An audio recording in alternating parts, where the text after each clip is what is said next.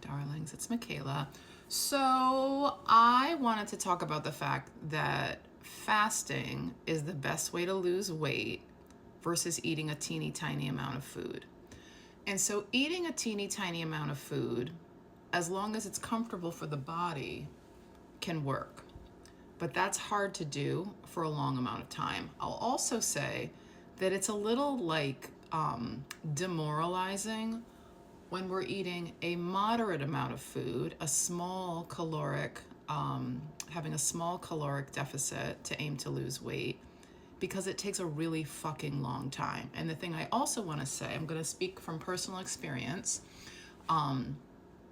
is that when you do deviate for any given reason, you're hungrier that day, you go to a party, you really fucking want macaroni and cheese. When you do that, then you kind of like blow the deficit. And because your deficit has been small, that's hard to offset. So I want to share my experience. So I obviously know how to help people lose weight. That is a big part of what I do in the world. And recently, so I've been talking about the fact that I want to lose like 3 pounds, yay la. So I've used ChatGPT a bit to help me, and I've kind of understood that it's like, it doesn't really understand fat burning. It doesn't understand how my body feels. It doesn't understand how much one can actually undereat comfortably, because the balance, the body's requirement, is being offset by my fat. But it was like, you know what? I'm going to try.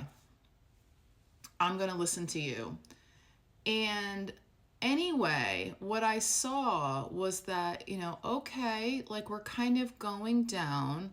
I love using carb feasts. This is something that fat burners reliably use with regularity. And essentially like a surge, an injection of more calories and more carbohydrates. And what that does is it resets our hormone, or the hormone leptin, that is consequential for fat loss. And essentially it helps us to never plateau or stop weight loss, because the body feels like, oh, plenty of food. Great. We don't have to hang on to fat. Super useful in life. There is a thing called diet fatigue, which basically means that when we are always being so fucking mindful, or we're just eating less than we actually need, which is like not the thing to do forever, it's kind of wearing. So it's really useful to like open the gate and let the dogs run periodically, or with some frequency if you're a fat burner. Anyway, I find them so necessary for a million reasons. And it's just awesome to have a place and a space for oatmeal chocolate chip cookies, pizza, alcohol even. It's good to kind of put things together. That's my opinion.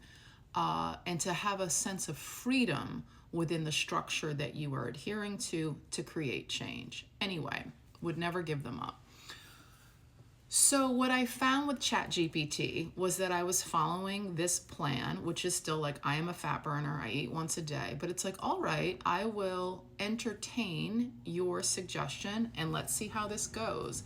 And what I found was that there was one day that I needed more, and it was like, now I feel like I've like backslid, and I don't have, my approach does not have measures in place to offset unexpected, unintentional overindulgence calorically.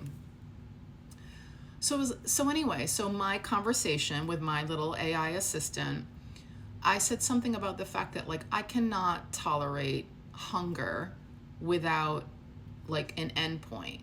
So as a fat burner, we get hungry at times, but typically hunger comes and goes, and we have tools that we use to help us to be comfortable once again.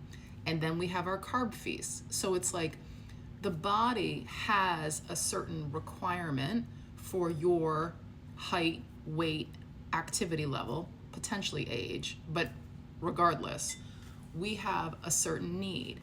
So when we don't get that need met, whether we're actually feeling quite uncomfortable the whole time or we're feeling comfortable in general as a fat burner, but there's still a point where it's like, now we need to eat more food. Perfect. The thing that I expected with ChatGPT's approach was that you're instructing me to eat more food in general. I expected to be comfortable, pretty much always. And suddenly, when I had a carb feast, and it was like, this is not enough, my next endpoint is in several days. Like, I'm not gonna hang on to do that again. So I ate more food, and then it was like, I've kind of fucked this plan. And to which, when I challenged about this element of hunger, it basically said like, oh yeah, like if you're aiming to lose weight, there will be expected hunger. And I thought, are you fucking kidding me? If I'm gonna be hungry, I'm gonna fast. Like, there's no way that I am dealing with the same challenge and not having a bigger payoff. So anyway, thank you so much, ChatGPT. Not the most helpful thing, but fine. Good. I'm happy that I took myself through this exercise. And now I'm just like 100% back to like how fat burning works best. So the thing that I want to say, why fasting is the best way to lose weight, it's the fastest way to lose weight, is because it eliminates insulin from the conversation. So we don't fast, a month at a time. Typically, fat burners will fast for 36 to 48 hours, cyclically or periodically, kind of depending on how you want to use this. This is for established fat burners, like generally eating once a day, like as a lifestyle. So then when you choose to skip that one meal that day, it's like no big fucking deal, all right? And then we have tools and strategy to make this like seamless and comfortable. Anyway, so it was like, you know what? If I'm actually going to have to still be mindful, still have my carb feast, yay, thank you, but deal with hunger, I'm gonna fast. And I'm gonna make this so much easier for me because insulin's out of the equation. When you eat a small amount of food, it's actually harder for the body because insulin is still in the equation. Insulin blocks our fat from being used for fuel. It stores our fuel, what we're eating. It stores as much as it can in terms of muscle cells, liver cells, keeps it in the bloodstream. And then if there's excess, it will store it as fat. But when you don't have insulin in your system, your body easily runs off of your stored body fat. It's like you exponentially speed things up. And so as someone that's trying to create a little bit of change, so this is useful for fat burners that just want to kind of, again, make these further, faster leaps comfortably, or for someone who's aiming to lose a little bit of weight. It's like, this is actually so much easier than like painstakingly like under eating a bit and feeling more hunger than is really necessary. So if slow and steady with like little forgiveness is the way you want to go, that is perfect. But if you would like to get your body set up to be able to adjust levers in a big way that is safe, that preserves muscle, and that reliably taps into fat directly, please consider getting your body in a fat burning mode. I'll talk more about this as well, but anyway, I'm just pleased to have taken myself through the experiment and to come back to what I know actually works best.